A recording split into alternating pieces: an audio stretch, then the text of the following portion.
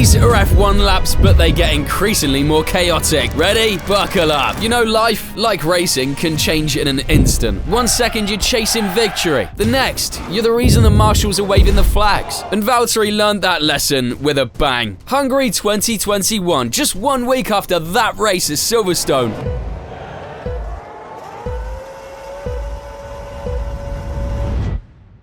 Lights out and away we go. Once again, Max Verstappen gets a decent start. Not as good as yesterday. Hamilton is right with him. Leclerc is already ahead of Bottas. Verstappen's ahead of Lewis Hamilton.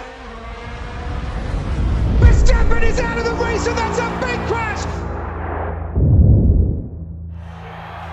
Jeez, you couldn't write that even if you tried. However, after Britain, let's just say the paddock was buzzing. Is Mercedes getting a little dirty? And just when the whispers were peaking, he enters the chat. 10 to down, they've touched. We've got cars all over the road and off the road there. 5 cars, 6 cars, and more contact there between the Ferrari and the... Sorry, guys. Mate, this ain't a rally. Someone please tell him. 5 cars wiped out in seconds. Starting with Lando, who for once had absolutely nailed his start. Bam! Then Max. Lewis 1 week, Bottas the other. At this rate, he probably expected the catering staff to take him out next. And Checo didn't even get the chance to complain. He was probably booking an early flight while the other 14 cars were still in the pit lane. But wait, 14 in the pits, 5 out, that's 19. You're missing one. It's going to be lights out and away we go for Lewis Hamilton only. The race leader is the only driver who's not come into the pit lane to change tyres. Now he can race full blast down towards turn 1. There's nobody behind him. Weird, huh? Anyway, at least the Finn outdid himself compared to the previous year. Jump start, isn't it? Unfortunately. And the year before that. From Bottas, who looks up again. Hamilton is trying round the outside of his teammate and might squeeze through on the inside now into second place, and he does. Crazy to think the dude went from reliable number 2 to walking L in 1 corner. If you made it this far without subscribing, congrats. You've lasted longer than Bottas did in turn 1. Hit the button before this episode gets red flagged. Thing is though, this wasn't the first time Mercedes had their drivers turn the whole race upside down on the first lap. Nah, this story starts a few years earlier. Spain 2016. 5th race of the championship. Rosberg on fire. 4 wins out of 4. Rosberg wins the Australian Grand Prix. Brilliant night in Bahrain. Rosberg wins the Bahrain Grand Prix. Nico Rosberg has made it 3 wins out of 3. Nico Rosberg, who wins in Russia. Hamilton, 0. And let's just say he wasn't loving it. Tension sky high. Both of them hunting for blood. Lights out. Lights out and away we go. It was a super start from Nico Rosberg. Hamilton's got going as well. Moves over to try and cut off his teammate, who now slips behind him a toe. Rosberg nails the start. Hamilton, better second face. Gains fast. Turn 1, clean. But by turn 3... And Hamilton's onto the grass.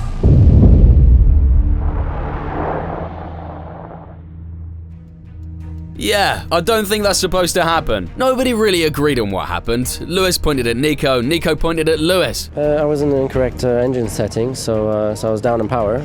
So Lewis closed in, and I saw him coming, so I closed the door, to defend my position, because that was my race to win. And the next thing is, him spinning on the grass and taking me out. Do you think he was fair with you?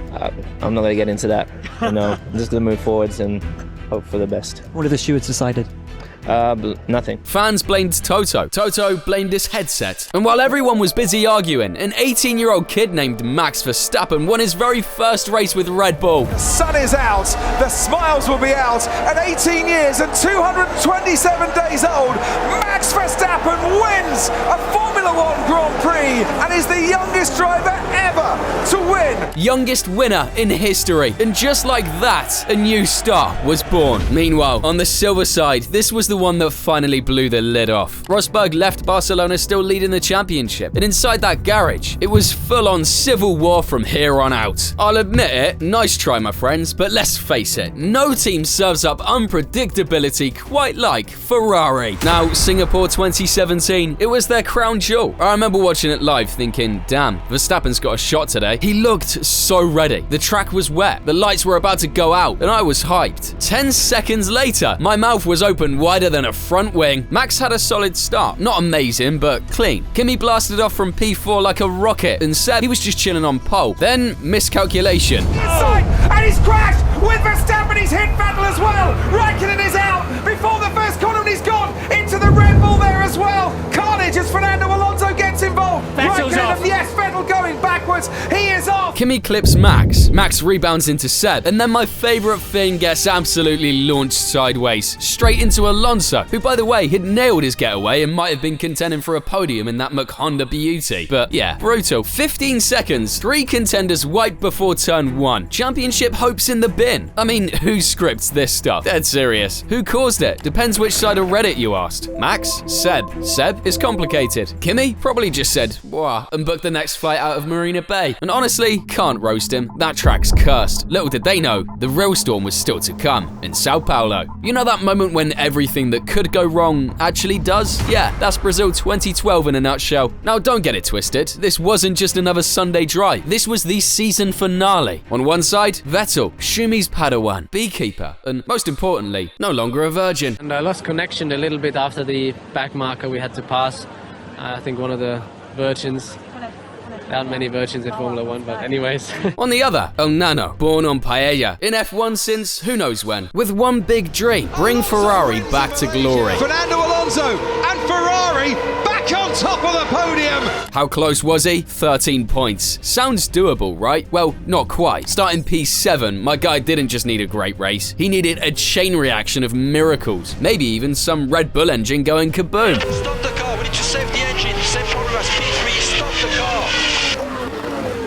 Oh, Sebastian Vettel out of the race. It happened before, but this time it was all going to be decided by fate. Could it get any more epic? Hell yeah! And it's lights out, and away we go for one more time in 2012. Great start from Hamilton. What a start from Massa, already ahead of the 2 Red Bulls. Fernando Alonso goes around the outside, and Sebastian Vettel has already lost places, getting caught in no man's land on the inside. Hamilton leads into turn 1 with Button right behind. It looks like a British parade. Calm, clean, proper. But don't blink, because behind them, Massa, possessed by the ghost of 2008, drives past both Red Bulls like he's got unfinished business, straight into P3. Panic takes over Webber, who decides the best strategy is slamming the door on his own teammate, forcing Seb to lift just to avoid sending him into another dimension. Wham! Top 4. And the prophecy? Starting to cook. Then, out of nowhere, Savage Kimi shows up, mowing the grass just to avoid clipping Vettel. Locking up and brakes, and there goes Kimi Räikkönen, wide and off the track. The crowd gasps. Seb flinches. Somehow, no contact. But you know how they say, blink and life will pass you by? Well, that blink was about to hit bro like a freight train. Oh, it's a Red Bull! It's a Red Bull! It's Sebastian Vettel in the middle of the track! It's the worst possible scenario! You said it yourself, Crofty. It was the worst possible scenario. Bruno Senna's dive bomb meant that the man who had the trophy in the palm of his hand was now facing backwards in a broken car. However, for Ferrari, this was 2 miracles in one. There was no way they were going to waste that, right? And he's gone straight on. Alonso's gone straight on. Brake too late. Track's obviously a bit slippery. Meanwhile, Sebastian Vettel is up into 16th place now. He's cleared Vernon, he's cleared Glock, and he's cleared De La Rosa. Good job, Sebastian. Don't take too many risks. It's very slippery. Just keep it there. Oh, as off goes Kobayashi. Brazilian Grand Prix. P9. That's P9 for Vettel. He's back into championship position. Good job, Sebastian. You're doing a good job. Paul di Resta has crashed. We're going to finish this championship season behind the safety car. Safety car, stay out, stay out, stay out. Just finish this, just finish this. Button wins, Alonso second, Massa third, and we look now for the man who's once, who's twice, and is 3 times a world champion. It is Sebastian Vettel for Red Bull. 3 Constructors titles in a row, 3 Drivers' Championships in a row. Now, let me ask you something. What do Romain Grosjean and Kanye West have in common? If your first thought was fire, well, you're not wrong. But the real answer, they both have an elite talent for getting rejected by the system. And if that sounds like an exaggeration, let's rewind to Belgium that same year. See, by the time Spa rolled around, Romain wasn't just considered a fast driver. He was a moving hazard. 6 first-lap crashes in 11 races. Australia? Okay, sure, I'll let that one slide. And they make contact, and that's Grosjean going off in the Lotus, and he's got damage to that front right tyre. Monaco? Foolish. Still not entirely his fault. And already Romain Grosjean slews across the track, and Sebastian Vettel narrowly avoids him. Kamui Kobayashi crashes right into him. Trouble at the first turn already. So why all this controversy? Was the Frenchman just a magnet for misfortune? Oh no, my friend.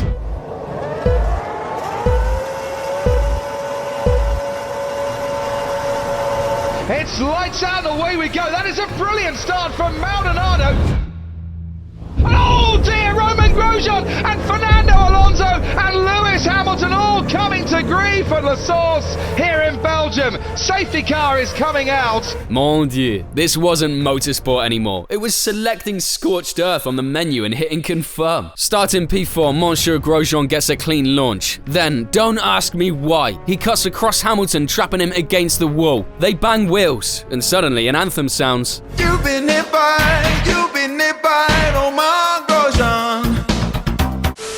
It was a miracle no one died. With that crash, the Lotus launches skyward, skipping over the McLaren like a frisbee and slicing just inches above Alonso's cockpit. Hamilton, out. Alonso, out. Perez, out. Kobayashi made it through, but probably pissed himself. Even the engineers were watching the replay like, are we serious right now? So what did the FIA do? They hit Grosjean with a race ban. Yeah, banned. One of the rarest penalties in modern F1. Last guy to get that, Michael frickin' Schumacher in 1994. You have to seriously mess up to end up in the same punishment tier as Pete Kaiser. From that moment on, Romain became the cautionary tale. A driver with raw speed, yes, but also raw chaos. The kind that doesn't just ruin races, but rewrites rule books. Thank God he's still here to laugh about it. And thank the Halo too. Which reminds me, a device introduced in 2018, mocked before it ever turned a wheel. They called it ugly. I think as soon as I have that thing on my car, I don't like it.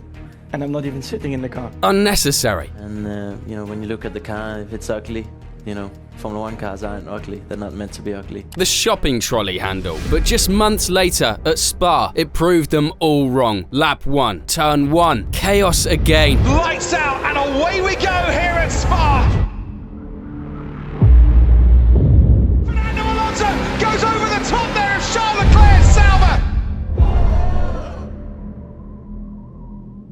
I know, shocking. It all started with Nico forgetting what brakes do, slamming into Alonso, who launches over Leclerc like a stunt jump. And this wasn't just some mid-air dance. That tire, it literally kisses the halo, like it's thanking it for existing. Because if that titanium bar wasn't there, that most probably would have been the last thing the Monegasque ever saw in F1, and maybe in his life. Haters got silence after this. Instant attitude shift. But what really made it hit harder was the backstory. Leclerc's godfather, Jules Bianchi. Yeah, that Jules, the one whose crash in Japan led to the Halo being developed in the first place. So, in a weird, heartbreaking twist, the man F1 lost may have ended up saving the man he loved like a little brother. Gut punch. Full circle. Call it what you want. Leclerc was one of the skeptics. Didn't like the look. Thought it was too much. He tweeted it plain and raw. And speaking of moments that make your heart drop, next up is a crash so wild, even the Halo was like, bro, I'm doing my best. 3rd of July, 2022, Silverstone.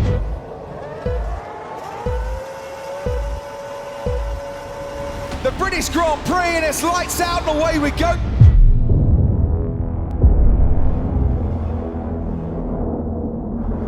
George Russell out of this race. Oh my God.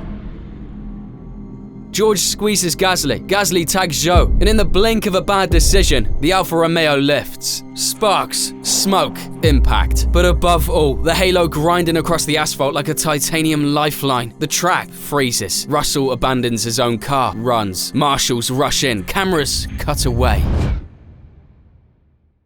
Wait, did we just watch someone die moment? Yeah, that. Eventually, they pull him out. Shaken, but alive. Miracle? Sure. However, not luck. His roll hoop snapped clean off. So what was the only thing keeping his skull off the asphalt? That same titanium arc once critics called a disgrace to the sport. However, the worst part, that was only the beginning. Behind them, Vettel sends Albon flying into the wall at like Mach 3. Albon rebounds straight back into the middle of the track and just gets packed. First by Tsunoda, then by Ocon. Then it was like a chain reaction of pain. 7 drivers involved, 5 cars instantly cooked, and we hadn't even made it halfway to turn 1. The crash was so brutal, it broke the FIA's crash tolerance scale. Imagine surviving a glitch in reality and still making the sport safer for everyone else. And Russell disqualified from restarting. Why? Because he got out to help. He saw a car fly off track and didn't wait for permission. He just ran. Modern F1 things, I guess. But after the crash I'm about to show you, we would have needed an entire grid of Russells just to check if everyone was okay. Now, no disrespect to Joe, but this This was real chaos. Old school, no halo. Safety was just a suggestion, and it all started before the first corner. In the summer of 1994, Michael Schumacher was rewriting history. However, while the whole world watched his domination, they also saw one of the sport's most brutal reminders: go big or go home.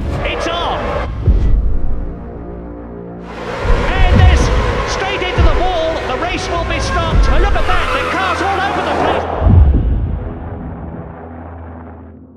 Cars piling up left and right like a traffic jam where the only direction is out of the race. Damon Hill, Barrichello, Oliver Panis, and even more other drivers chalked. There wasn't even time for strategy or pace to matter. You either survived turn 1 or you were part of the wreckage. Funnily enough, this wasn't even red flag. Today's F1, they just stopped the race instantly. Honestly, classic 90s F1. You could have launched a car to the moon and the FIA would have said, yeah, carry on lads. And yeah, this race is also where this went down. Oh, and fuel, that's the first time we've had a fuel splash. Oh my goodness me.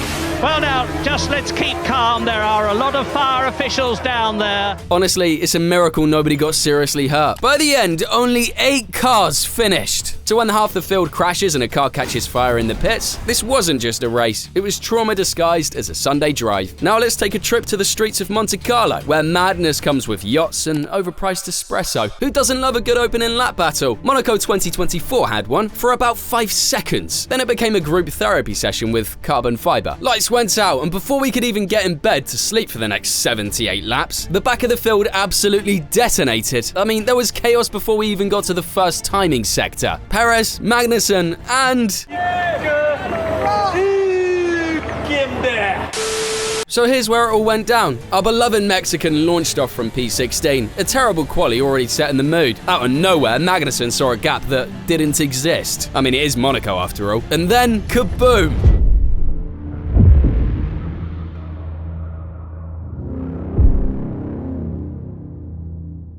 The Red Bull got tapped, snapped, and went full Beyblade across the track. Carbon fiber everywhere. Hulk got caught in the crossfire too. Just collateral damage at that point. 3 cars totaled. 0 overtakes made. Meanwhile, before the race was red flagged, the Baguettes were doing their own thing, which apparently was crashing into each other. Oh, there's another incident out there then, as 2 Alpines get into each other. Gasly's reaction. What did he do? What did you do? The tallest Frenchman got absolutely roasted by his own team after the race. Alpine's boss literally said, we will draw the consequences. And they definitely did, because almost 2 weeks later, Alpine decided to part ways with him. And let's not forget about the smooth operator, because that day he wasn't that smooth. Chile locked up under heavy braking and dropped to P16 after a slight touch with Piastri's McLaren. For Sainz, he has got a problem, he's off, and he's out. Luckily for him, it was just a scare since they restarted and he kept his 3rd place. So yeah, Monaco 2024 reminded everyone that even in the era of ultra-safe tracks and boring DRS trains, things get scary sometimes. The walls don't care who you are. This track doesn't give second chances. And every turn is just a scene of a high-speed horror movie. But Spa 1998, Spa said, what if we added hydroplaning and ego? Let me walk you through it. Do you like development arcs? This race wasn't just a crash compilation. It was the peak of F1 destruction. It all started when Coulthard lost the car a few seconds after the start. Coming out of La Source, absolutely no grip, no vision, and just like that, madness. Drivers behind had no shot at reacting, and so began what is now officially one of the most expensive chain reactions in F1 history. Coulthard into the wall. David Coulthard into the wall. Oh, this is terrible. The worst start for a Grand Prix that I have ever seen in the whole of my life. Total carnage. 11 cars wiped out before they even hit Radeon. Carnage everywhere. Everyone got smacked so hard it looked like they were playing bumper cars. And this was only lap 1. They restarted the race. And yeah, they had spare cars back then, but honestly, the field looked like F1 with a tight budget. And even though this is the race with the most DNFs in the first lap, we haven't even gotten to the most iconic moment yet. Not on the first lap, but who even cares? The Kaiser had somehow dodged the first massacre and was cooking. He was leading comfortably until DC. Yeah, he again decided to be the final boss. Let me give you the context. He lifted off on the racing line in the middle of a straight while being lapped, where visibility was basically 0. And how does this relate to Schumi? Glad you asked. Oh God! Michael Schumacher hits David Coulthard and is out of the Belgian Grand Prix. Rear-ended him. Race over. And this is where we get one of the most iconic moments from. He stomped down the pit lane like a man possessed, straight up marching into the McLaren garage, looking to throw hands. The McLaren driver was shook. Mechanics had to stand between them. I mean, scenes. Meanwhile, back on track, Damon Hill casually won the race for Jordan, their first win ever. Damon Hill wins in Belgium. Fantastic. Crazy to think this is not why Spa 98 is remembered. Sometimes the opening lap doesn't just set the tone, it flips the whole damn script. And this race proved that chaos isn't the exception in F1, it's the tradition. So, if you want to relive more of that sweet, sweet carnage, go and watch my video about the most what the f*** crashes of all time. And as always, thank you for watching.